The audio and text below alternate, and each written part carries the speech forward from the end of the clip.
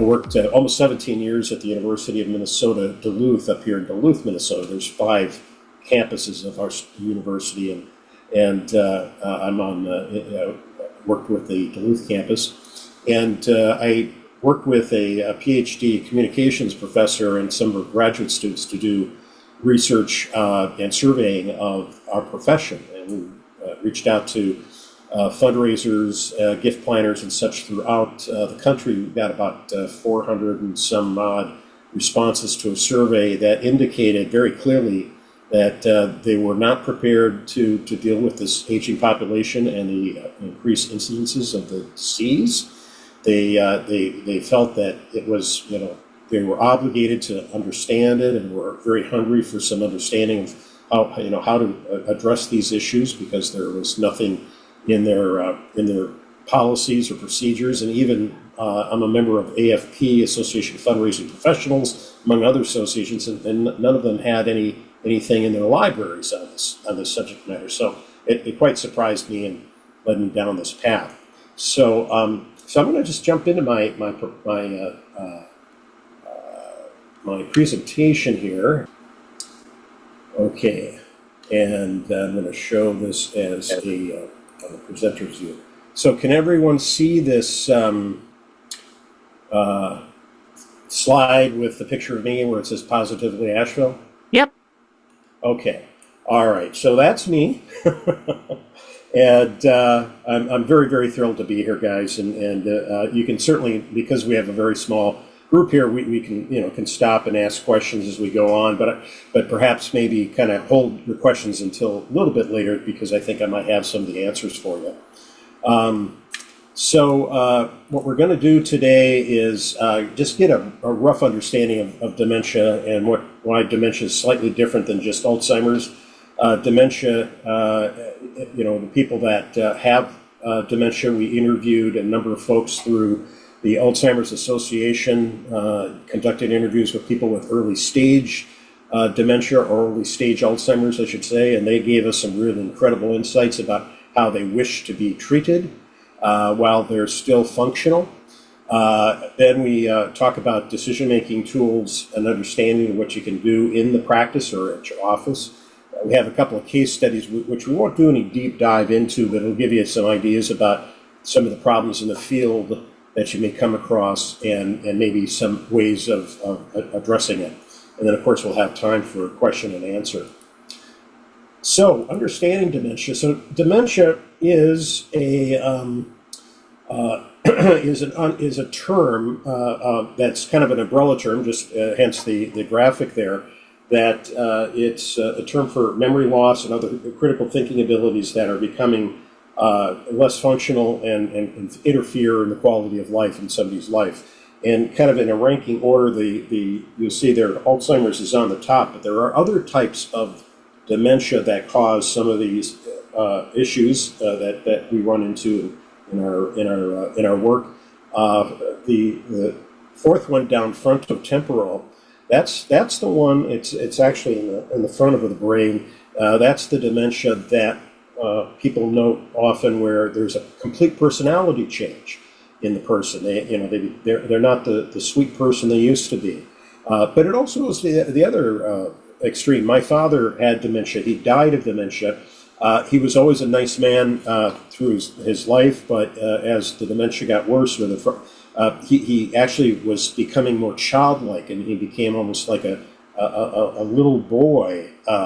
He wasn't communicating much at all anymore, but I could see that he wasn't suffering, and he wasn't necessarily miserable or unhappy.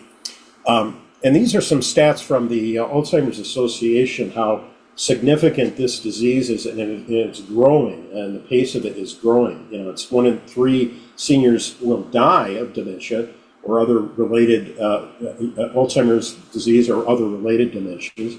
And we're anticipating an incredible increase in uptick of dementia as the population gets older. But it's not just older folks.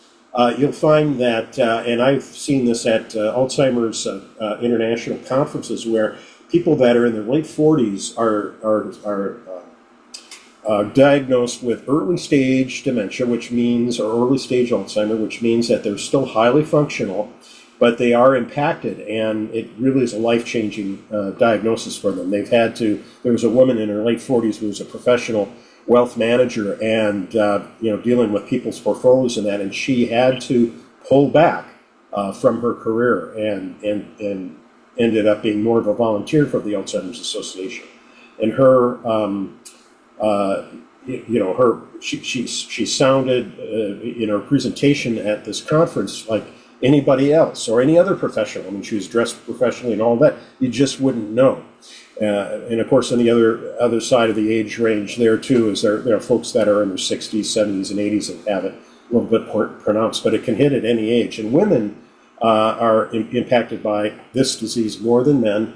And then the African American population is also hit more than men's, more than than other folks. So the leading causes of death here now, of course, with COVID a couple of years ago, it was huge. So if you take COVID out of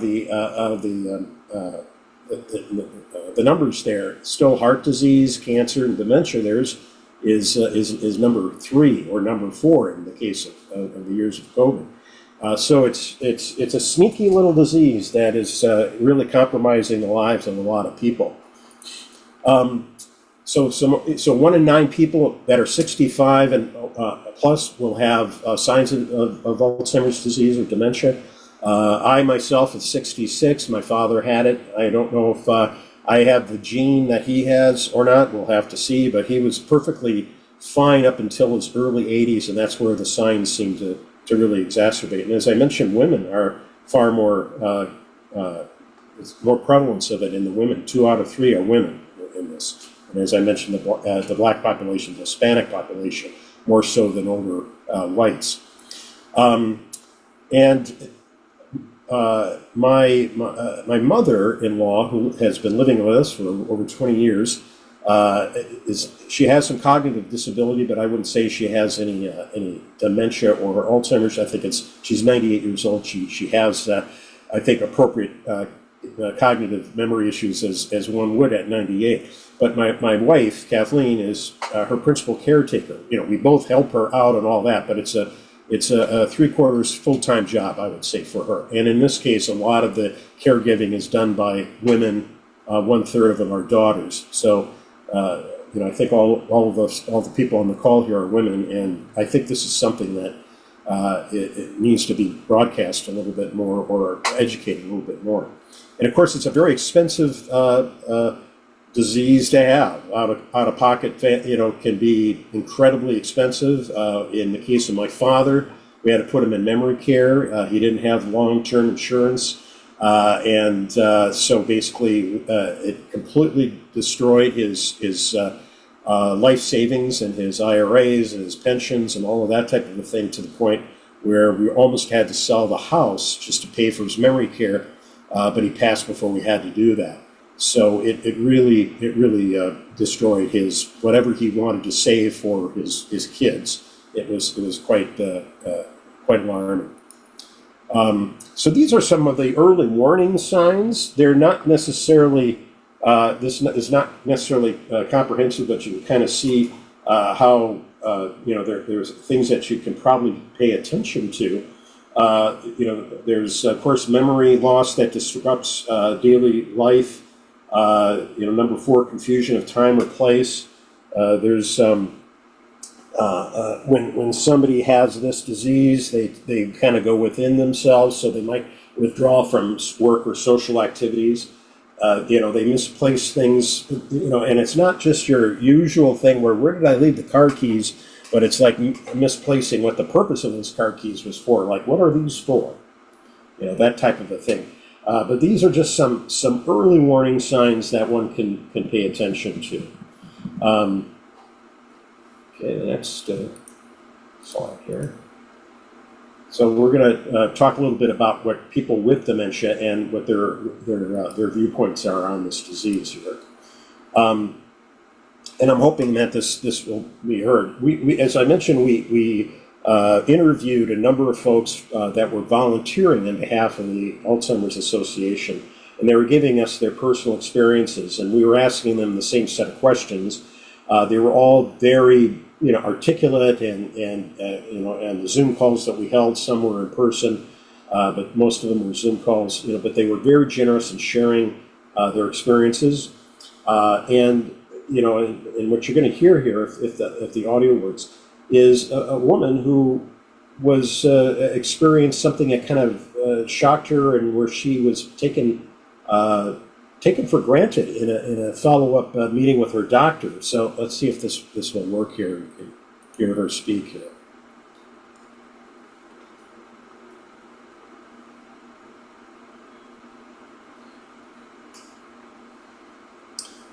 And her point is very clear, is that they sometimes, people that are like ourselves, who are working in the field, so, if we don't have an understanding of the disease, and we don't have an understanding of the viewpoints of the people that have early or mid-stage dementia, we may avoid them. In fact, I had a colleague who I completely disagreed with, who said, well, when there's that diagnosis, for the sake of the institution, we should stop the relationship. And I thought, well, that's really unfortunate, because I had a donor who was when I was working at the university, who supported opera, who supported music. She herself was a violinist who would work and perform with our students. And she was in her 80s, and her dementia got progressively worse, where she couldn't play the violin anymore and all of that. And then, of course, her memory was getting very bad and all of that. But she absolutely loved being engaged. She didn't remember who I was, even though a couple of years before I was at her house and things. But she loved to be engaged. She loved to sit in on opera performances. She loved to sit and hear the orchestra playing at the university. And her family had such a philanthropic legacy. I just could not see her being shut down, as some people were being were advocating for it. I can certainly understand where someone would not want to risk soliciting a gift and being accused of elder abuse. Well, certainly that can be part of your policies and procedures. When a diagnosis has been identified, you pull back and you just go into a super stewardship role. But everyone, in fact, I think it was the United Nations had a paper on the fact that people, even that have different types of disabilities, physical disabilities, cognitive disabilities, they still are human beings and still deserve the best from us, as to the extent of their capabilities.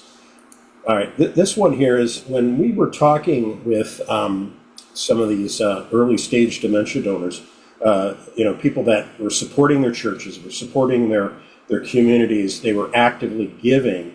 They didn't want that giving to stop just because they could no longer take care of their finances. They wanted to make sure family members knew that it was still important for them, for that individual with Alzheimer's, to still actively be charitable to the best of his estate's ability, things of that nature. So we've been working on, my colleagues and I have been working on what we're calling a philanthropic directive. And I'll get into this a little bit more, but if you recall what a healthcare directive is, and what that's about, it gives the power to a family member or a trusted advisor to help make some of the healthcare directives that the person that is the signator on that so desires. Well, a philanthropic directive would be the same type of thing.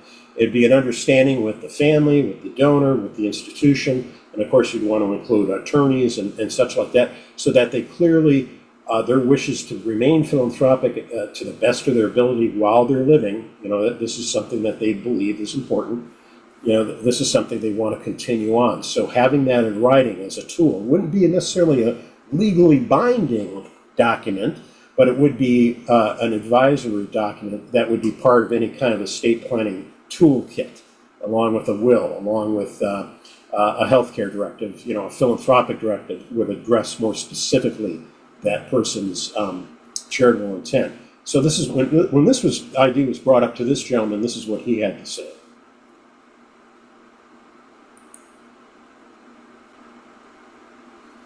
Sure, if others can hear, I cannot hear those. Oh, you can't? No. Oh, I'm so sorry. So you guys couldn't hear any of those? No. Oh, I'm so sorry. Okay, well. I thought it was just me. Yeah, no. Oh, I'm glad you mentioned it. I'm sorry. I don't quite know exactly how to get this to air up. But it was the previous slide had a woman talking about how she was meeting with her doctor, and the doctor only talked to her husband. She was like she was invisible, and she was like, "Wait a minute, I'm here in the room. You're talking like I'm not in the room." A gentleman was talking about here about how yes, this would be a good thing to have because philanthropy was very important to him. So sorry about that. I don't know why that, but we'll get there. Well, those explanations are very helpful. Thank you. Yeah, Okay, thank you. they help frame things, but when you hear it in their own voice, you hear their emotion. That's what's so powerful. But anyway, we'll move on here. My university PhD colleague and I came up with some keys to better communication with people with cognitive disability. And 10 is kind of an easy number. Now, I sent Linda a copy of this presentation, so you guys will have access to every single thing you're seeing today, plus some other materials. But just some ideas here is when you're dealing with somebody that is you even suspect has any kind of cognitive impairment, you want to maybe take a look at some of these things to keep the communications advantageous to your, and not confuse the situation. You'll see, like, number one, manage the environment. Well, when I had my issue with my longtime donors, we were meeting in a noisy restaurant for lunch. There was lots of people moving around, a lot of lights, distraction. We were in a booth, people moving around, server interrupting us. It was an uncontrolled environment. If you can meet the person in their home or an environment that they're comfortable with, that they know very well, and it's just you and that couple or that individual, it just makes communications a little bit more positive and comfortable for that individual. Number 3 there is reduce pronouns, and that one is an interesting one. When we talk with people, sometimes we'll say, well, I know, George, you're a big supporter of our Tweed Museum of Art, and you have been giving to it for years, and it's been a big part of it, and it's it. Well, instead of if you could reduce the pronouns and just use proper nouns and just keep saying the Tweed Museum of Art, and I know that you're a big donor of the Tweed Museum of Art, that helps them to stay with you in that conversation. Because if you're not using pronouns, or if you're using pronouns, you could risk of losing them, forgetting what they're talking about, what they're hearing. What are you talking about? What are we talking about? So proper nouns is a good thing to do. And then non-transient cues, these are things like name tags. You introduce yourself, and I think a lot of us naturally sometimes we're introduced to somebody and 2 seconds later we can't remember their name. Well, if you have your name tag on, or hi, my name is Bill, or what have you, it gives a lot more relief to the person with cognitive deficiencies or Alzheimer's.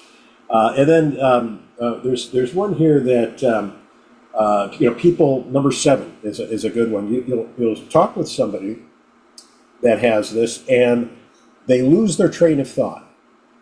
And it really can be a source of anxiety for them, where they go, "Oh, I can't remember what I was talking about. Oh, this is so upsetting to me." Well, if you can do a starter phrase, you can go back to, obviously, hopefully we are paying attention. We say, well, John, you were mentioning to me how much you loved having those fishing trips with your son, Bobby, and that you had caught a walleye that was like this big. Oh, that's right. Yeah. So anyway, Bobby and I, and then you provide that starter phrase, as it were. And then ask choice questions. If you say, what do you want to eat, Joni? That it might fluster them because there's too many choices. But you might want to say, well, the salad is good. You always like the salad, or if you want the pasta dish that you like, let's go with the pasta dish. It helps them out just to navigate situations that can very easily frustrate them.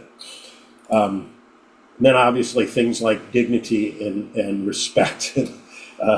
Number 10 there, just dealing with people the way they they need to, that they deserve to be respected.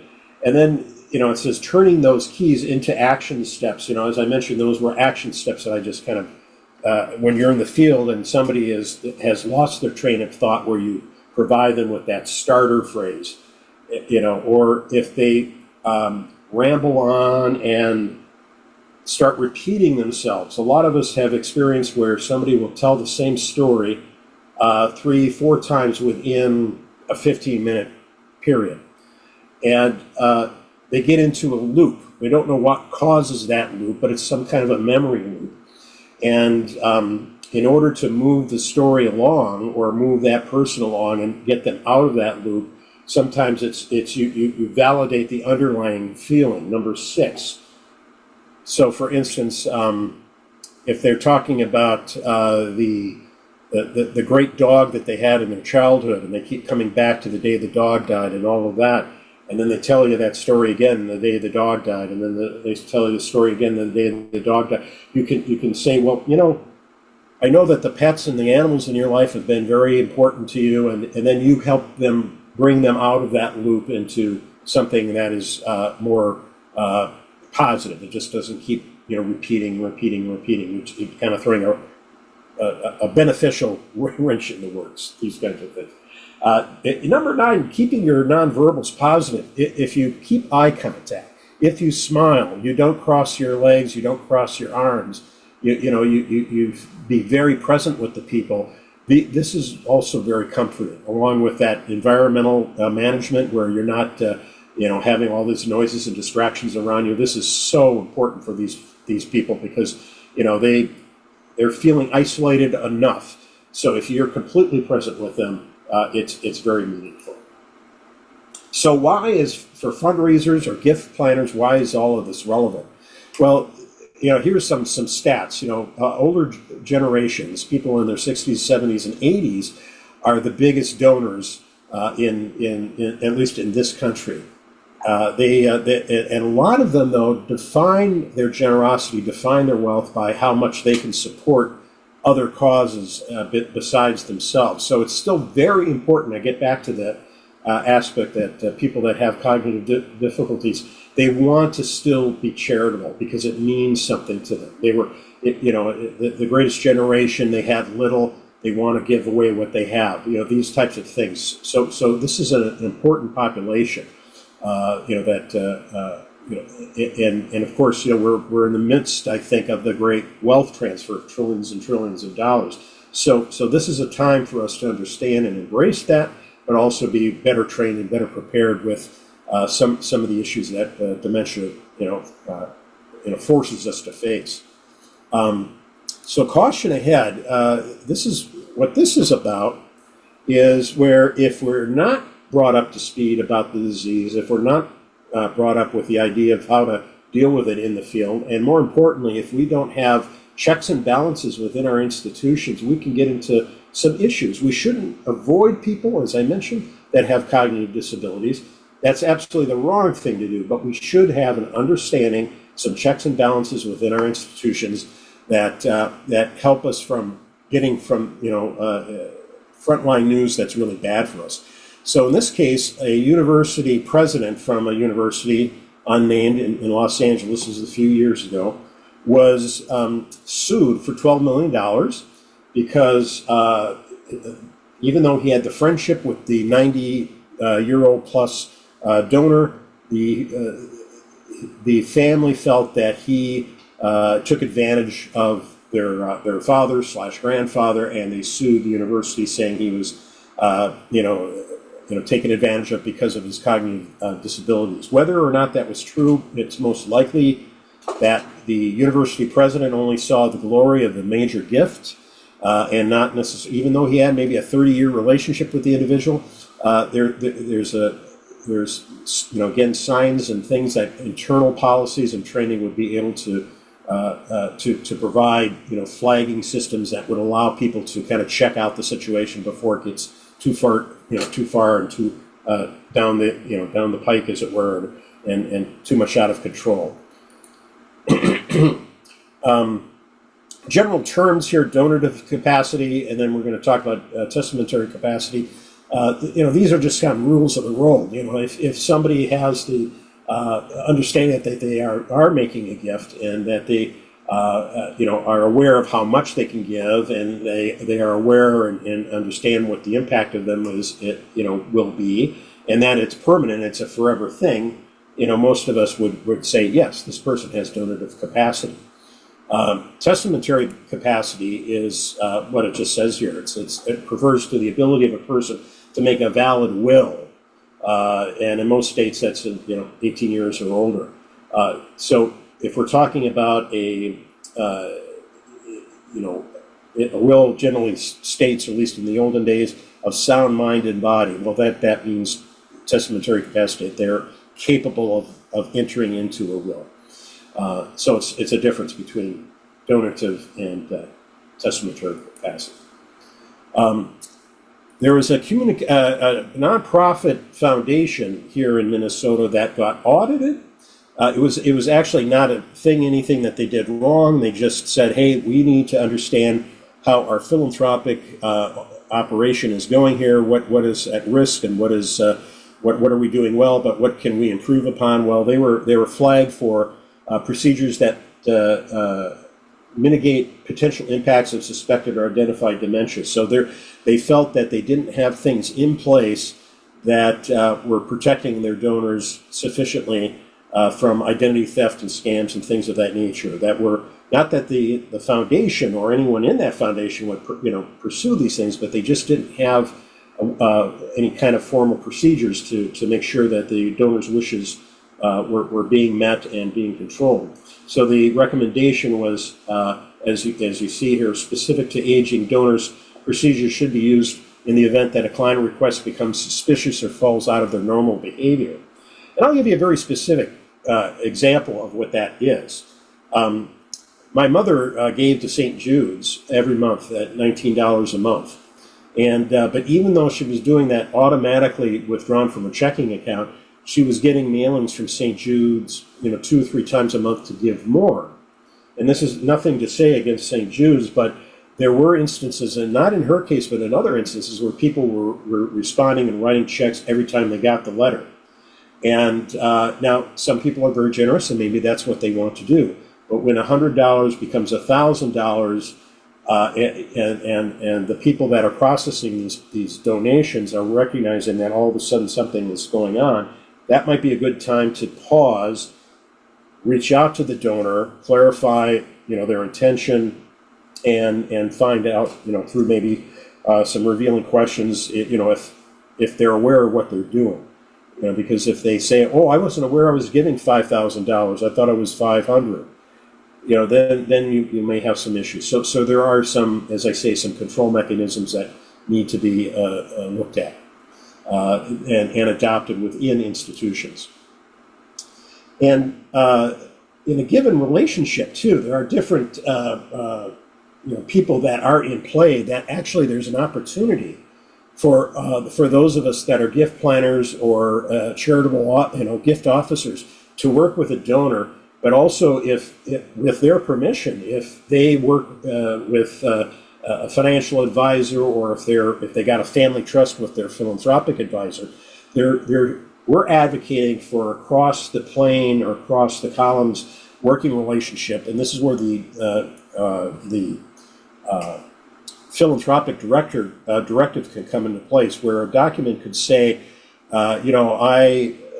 my charity, my university is important to this donor, and I know that in this document that if I have any questions or I suspect anything, I can go to the financial advisor with the permission of the donor to say, have you noticed anything about Charlie giving away a lot of money, and it's like this is unusual for him because he's always been a very conservative donor, or a philanthropic advisor who works at a foundation who realizes that there's something really odd. They could possibly go to the financial advisor and ask the same kind of questions. And another element that isn't in here, but we all would also strongly advocate having someone in the family that is also approved by the donor as part of this philanthropic directive, that any of these institutions can go to for for backup or follow-up. I'll give you an example of what that means. The woman who loved opera music, she was in her 80s, she had significant dementia. We received a $5,000 check. Now, she would sometimes give those type of things, but knowing that she was having some significant issues, I called her son. And her son, who happened to be a heart doctor, said, no, this is fine. Go right ahead and cash that check. It gives her great joy. But if she sends you a $5 million check, call me again. So it's one of those kinds of things that if you have a network of people that are servicing the interests of that donor client, the better. And that's where, again, a philanthropic directive would provide some clear direction of what to do in these circumstances. Decision making within an institution is something that is also something that we've been advocating strongly for a long time. And this is where, everyone, from the person that is the telemarketer or the person that answers the phone, they should all have some understanding, some basic training about what this disease is all about. But most importantly, the leadership needs to have an understanding and appreciation. There might be the need of actually having some, within a donor management system or a CRM, maybe some type of a flagging system that if somebody is suspects that something going on, they flag it. They don't necessarily report it, in a contact report saying, "Oh, I think George has dementia," because those type of reported statements in that could be used, called up if there's some kind of a court case or something, so that the person, we are not clinicians and we're not trying to do any diagnosis. However, if there's ways and means within a donor management system that allows us to flag somebody for further, review or investigation before a gift is closed or before they move further down the moves management pipeline, then that would be something that'd be very useful. So executive directors, the frontline professionals that are the foot soldiers of philanthropy, and as I said, the outbound telemarketers. If they're getting some very strange answers from somebody, they should be trained to be very respectful and not argue with the person or what have you, but maybe make a note and alert their next person up, their supervisor or what have you, that there might be an issue here that we should probably flag for further consideration.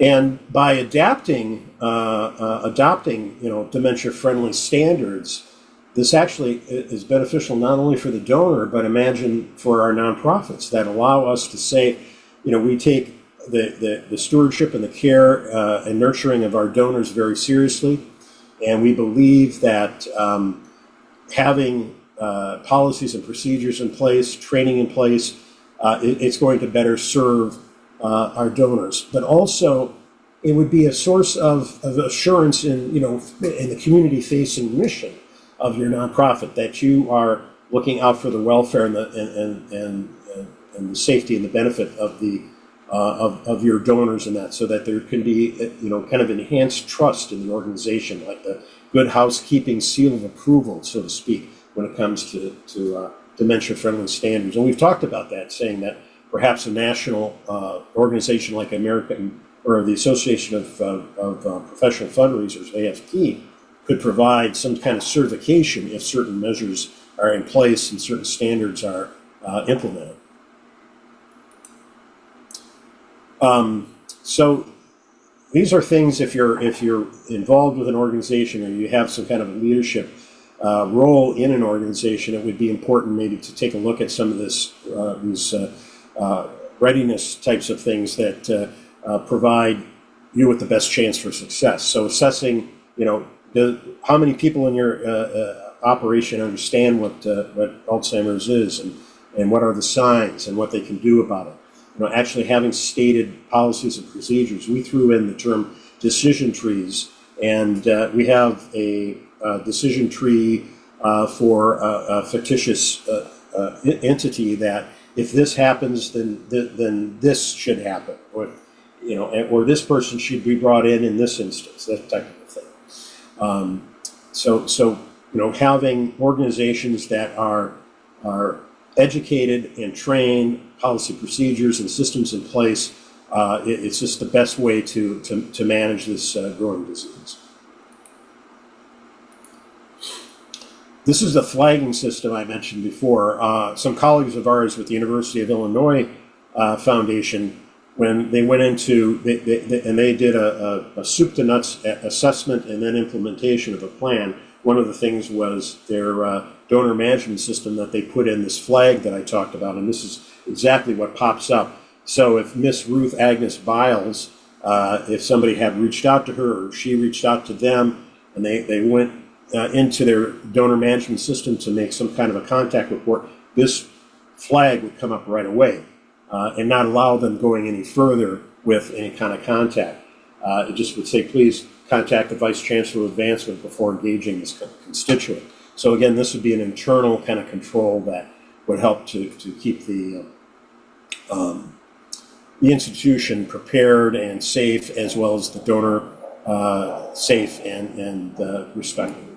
So we had a couple of case studies, and you can take a look at these yourself, but this is one that it was brought up in some of the work that we did with a cohort of fundraisers, was that there was a director of development who was a traveling fundraiser, major gift officer, who would see donors that other individuals were managing, like on a regular basis. So he was on a trip to Florida to meet these donors. There was an expectation to sign a memorandum of agreement for a new scholarship, a new endowed scholarship. But when he got to the facility that the donor lived in, the donor's husband came out, met him in the parking lot, and said, well, my wife has some good days and my wife has some bad days, but sometimes her memory isn't very good. Well, a flag, went up, of course, as he was concerned about what he should do, and he didn't know what to do. So when we put this out in a kind of a case study table exercise, we asked people, what would you do in this instance? Because he didn't know what to do. What he ended up doing was he went in with the husband. Fortunately, he was there, sat down. There was no mention of signing the paperwork because he didn't think that was the right thing to do. And then he reported back to his university. But, there might be someone that thinks, well, everything has been agreed to here, just sign on the dotted line. Well, that could have been problematic. But he had done the right thing. He had went in with the husband at his side, met with the woman who had the intention of doing this endowed scholarship, but didn't pull out the paperwork. He just felt that was the right thing to do, and he made the right decision in that case. We have another one here, which I won't get into, but this was somebody that was fundraising within a senior living institution that people were very generous. This was happened to be also in Florida, that an individual was a regular major donor, but their symptoms went from bad to worse in a very quick way, and the gentleman that was the internal fundraising officer didn't know quite what to do, and didn't know, and there was obviously some signs that this person was confused by who the individual was, even though they had met on many occasions. But again, I'm not going to go too far down into this one, but these are, like many, we have case studies that can be table exercises in the future. So let me stop sharing here and just see if anyone has any questions. I went through it pretty quickly, but we've got about 15 minutes or so. I just had a question about appropriate training and regularity of that. Is that something that you would recommend be handled internally, or to bring out in an outside consultant for that? Well, yeah, I think you can look internally if you know and train if you have access to people that have some expertise on Alzheimer's disease and dementia. It's every community seems to have an organization that is sponsoring workshops on how to work with people that have cognitive disabilities, and that senior trying to remember what they call it here in Duluth, but there are, I wouldn't say there are a lot of folks outside of like AFP and other associations that are providing this kind of training. There's only a few of us that are actually consulting and training. I've been to like Las Vegas and different places and meeting with organizations, nature concerns it was, and we went through about a day's training where it's basically the PowerPoint here that I shared with you, super, uber, where and we get into the case studies, we get into role playing and things of that nature. But you can do some of this internally. The challenge there is not knowing what you don't know and what you should address.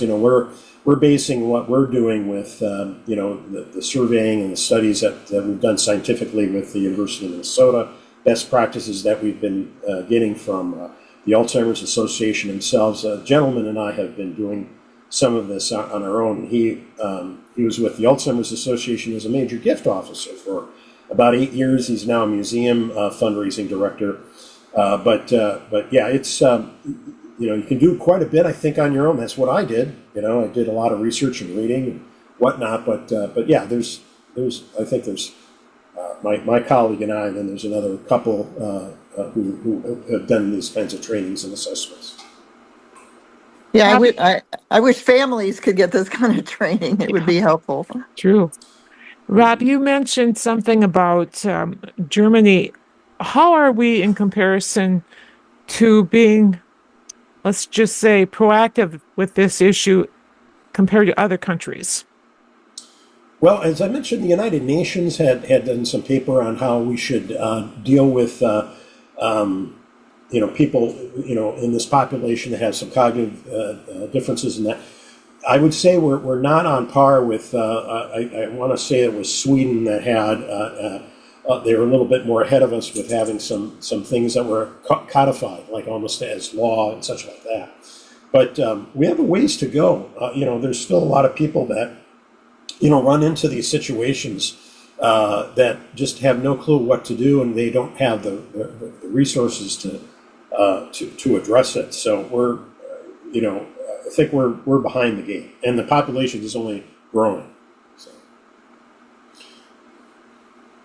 Thank you. And then the other question I have for you, you said something earlier to me, maybe even before people jumped on, that you do speaking, but you also mentioned in your presentation that there can be a need for training and coaching, and I'm guessing also train the trainers.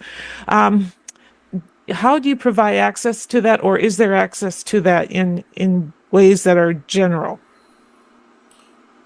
What when you say ways in general, what do you have in mind? Let's just say that does your industry, does the AFP have any resources to reference?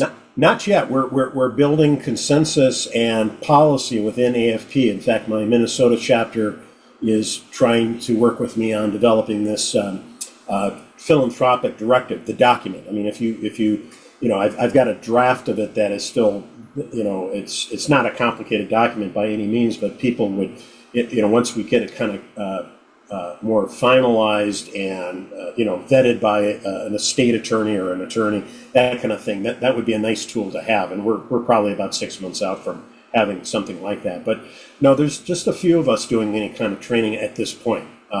Because as I mentioned earlier, there are people in our industry that still think we should cut loose people that have these issues because they represent a danger to the institution.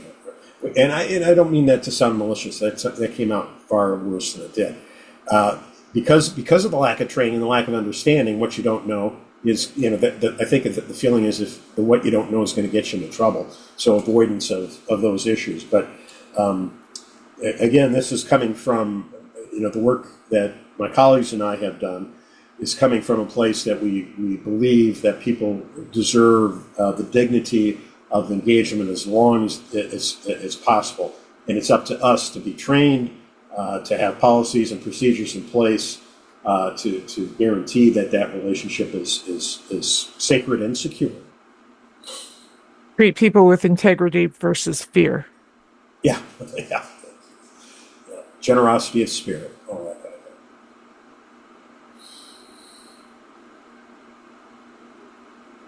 Any other questions? Well, I have questions for you guys. So, hello, Virginia. Nice to see you. What do you do in this field? What is your role? So I am the Director of Development for Catholic Charities, and I also sit within the Diocese of Charlotte. So we obviously have a very robust plan giving department. Um, and I just really appreciate you kind of spearheading this work because, like you said, trying to find ways to keep people engaged is so vital. And I think I always tell people I love fundraising because it's an opportunity to connect people to their passions and the things they love and to see how they generate good in the world. Mm-hmm. So I really do believe what you're saying is like, it would be such a disservice to these folks to feel isolated or cut off from that opportunity to really celebrate who they are through their philanthropic gifts. But like you said, as fundraisers, we want to be ethical and make sure that we're, providing the right relationship with folks so there is no question about the intention of individuals and, the work we do and we support. So I'm just really grateful for this, that you provided this, and I'm excited that you're sharing it with our community here in North Carolina. So yeah, absolutely. Yeah, before we started the meeting, I mentioned to Linda that I had met with the Diocese of Kansas City, Kansas, and they had it was a conference of the people that were from the Catholic Charities of that community, the diocese, the financial fundraisers, financial planners that were working within that community. I've also done a recent presentation about a month and a half ago to the Jewish Community Foundation of Minnesota down in the Twin Cities, because it doesn't matter what faith you are or what it is, dementia doesn't discriminate.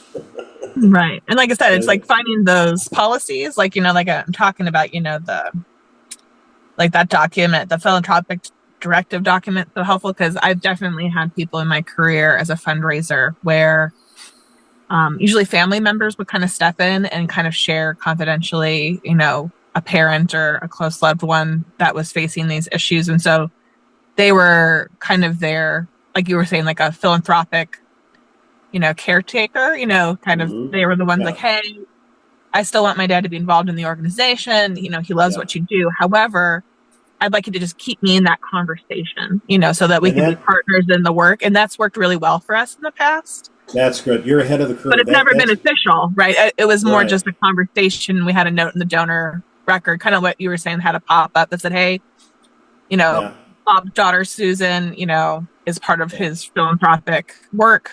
And maybe just had some really quick little notes about why. Yeah. So it just alert us. In the philanthropic directive, we call those folks philanthropic advocates. And then again, it's documented so that there's no second guessing, and the family has a copy of the document, the charity has a copy. Not every charity, it's like the family's top three or whatever they have the closest relationships with, and of course that's heavily borrowed from the healthcare advocate, that if somebody is having health issues, they're named as the person that can help make decisions and things of that nature. So, yeah.